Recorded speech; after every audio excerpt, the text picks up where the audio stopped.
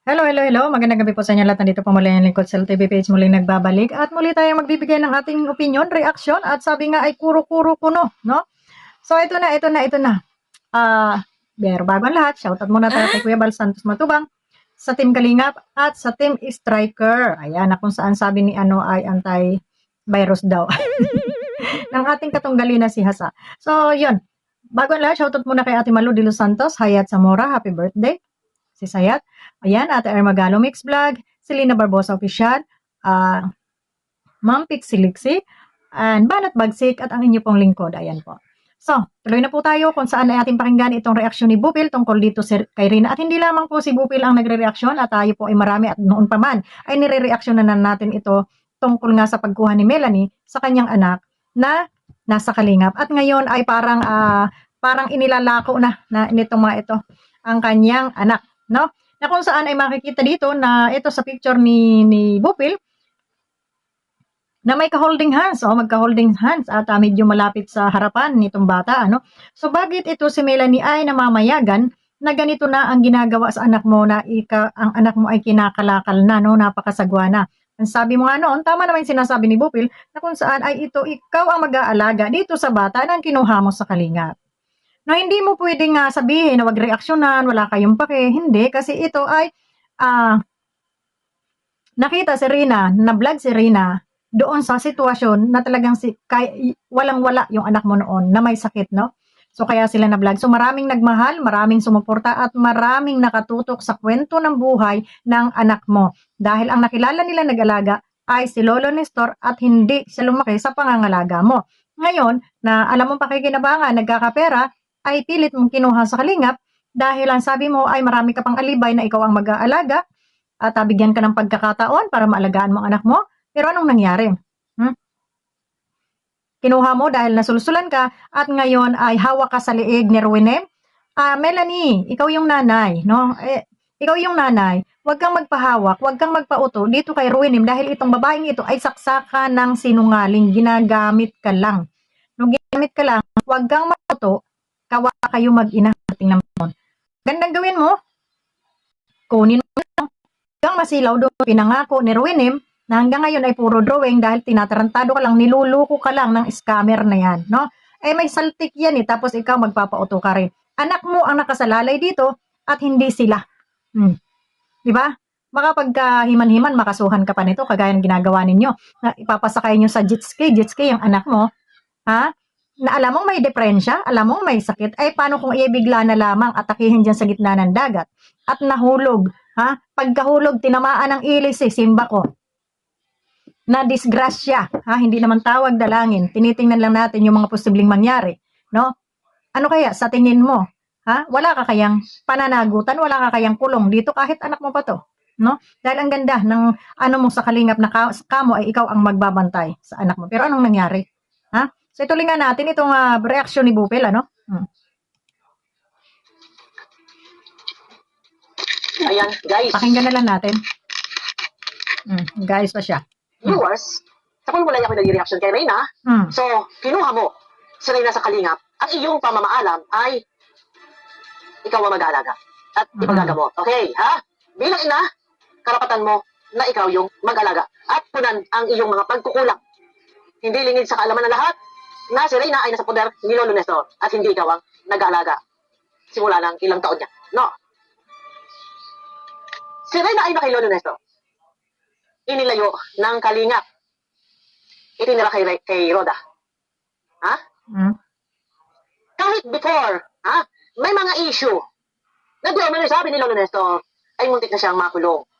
Dahil doon ay sabi ng iba, merong sabi-sabi, ay ginahasa daw ang kanyang apo. May video ko tayo niyan, ha? Sa mga nangangailangan.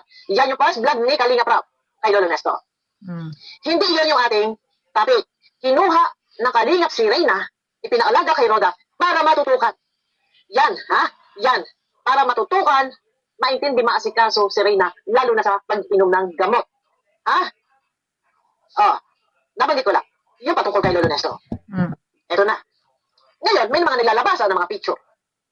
Na si Reyna may kayakap na lalaki. May ka-holding hands. Hindi ba, nang kinuha mo si Reyna sa kalingap, tama kailan lang? 3 months? Ang lumipas? 4 months ago na? Anong paalam? Di ba? Grabe. Pwede kong reaksyonan. Kung ayaw mo marireaksyonan, gawin mong privado si Reyna. Ha? Anytime, pwede ako mag-reaction sa'yo.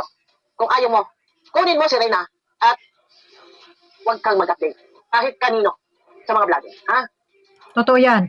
Yan sana yung ginawa ni Melanie para hindi ka nababas ng husto. Wala kasi ibang isisisihin dito kundi ikaw na ina. Dahil kung nakikita mo, Melanie, kahit pa sabihin may mga tao dyan, may mga tao dyan sa pagjijitski-jitski na yan, na andyan nakapalibot. Malay mo, pinapatakbo nitong nagdadrive at nakabitaw, kumirig yung anak mo dyan kay sinumpong na yung sakit. Dahil alam naman natin yung sakit niya ay panghabang buhay na. Simba ko lang, biglang nalaglag, natamaan ang ilisin yan. Sa tingin mo, bubuhayin yung anak mo dyan? Di ba? So, napaka at alam nyo, okay lang sana kung maglakad o exercise dyan, o kaya kung saang Manilaso nyo yan dalhin, sabi nga dalhin nyo sa Manilaso, no? Wag lang dito sa mga ganitong lugar na delikado. Delikado tong lugar na to kasi tubig ito, maaring malaglag siya dyan. At hindi mo ba na, Melanie, nanay ka, hindi ka ba naaasiwa na yung dibdib ng anak mo bumubukol ay pag sumasadsad sa likod ng lalaking ito? Sa tingin mo, hindi kaya tigasan ng lagay itong batang itong kayakap niya? Ha?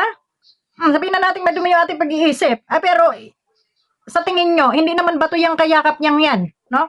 Hindi naman bato. Di ba? Na hindi yan makaramdam dyan. Lalo na yung utong ng anak mo ay sasampa-sampa dyan sa likodan ng lalaki. Ha? Habang sila gumaganon-ganon dyan sa tubig. Melanie, magkaroon naman kayo ng delikadesa. Huwag mo namang masyadong pariwarain yung anak mo sa social media. Wala sa tamang pag-iisip yung anak mo. Ikaw yung may isip. Kung gusto mo, ikaw na lang magpakiyo-giyo dyan sa kaangkas ng lalaki na yan. Mawa ka sa anak mo. Masyado mo pinapagamit dito kay Ruinem. Huwag kang masilaw. Diyan sa mga pinapangako ng mga sponsor na yan. At ginagawa lang kayong kalakal mag-ina. Bakit hindi ikaw ang mag-vlog? Bakit hindi ikaw mag-vlog sa anak mo? Para ikaw yung kumita, kayong mag-ina, hindi nyo na kailangan. Sa totoo lang, hindi nyo na kailangan na sponsor. Sa totoo lang, kung ikaw ay mag-vlog, kasama mo tong anak mo, sarili nyo pa yung kita nyo, hindi pa kayo mababas. Di ba? Napaka walang utak mo, sa totoo lang. Manang-mana ka dito kay Ruinem at saka dito kay Hasa na puro abnormal ang mga nanay ka, ikaw ang nakakaano dyan sa anak mo. Huwag mong hayaan. Huwag mong hayaan na nabababoy ka tuloy dito. Ikaw yung lalasdakan dito na nga sisi dahil ikaw ang kumuha sa kalingap. Ikaw yung ina. Kung ganyan din ang ginagawa ninyo dyan kay Rina, ibalik nyo na lang kay Lolo Nestor para makapag-aral pa kahit papaano mabantayan ng matanda at makapag-aral. Nung sa ginagawa nyo, nag-aaral ba tong bata na to? Hanggang kailan nyo kakalakalin tong anak nyo? Hanggang kailan mo ipapagbili yan dyan sa mga timawa na yan? Na ibablog, tapos sila yung kumikita, ikaw kung magkano lang ibigay sa'yo, nga ka. Pangakuan ka lang ng pangakuan, ni Ruinem ng katangahan at katarantaduhan, kabutbutan, naniwala ka naman. Melanie, gising, anak mo to. Hindi maganda yung nangyayari sa anak mo. Ano to, yung mata mo laging nakatutok dyan? Ay, mali mo kung hinihipuan na tong anak mo, hindi mo pa alam? Hindi naman yan makakareklamo dahil alam niyo wala sa tamang wisyo, walang tamang pag-iisip.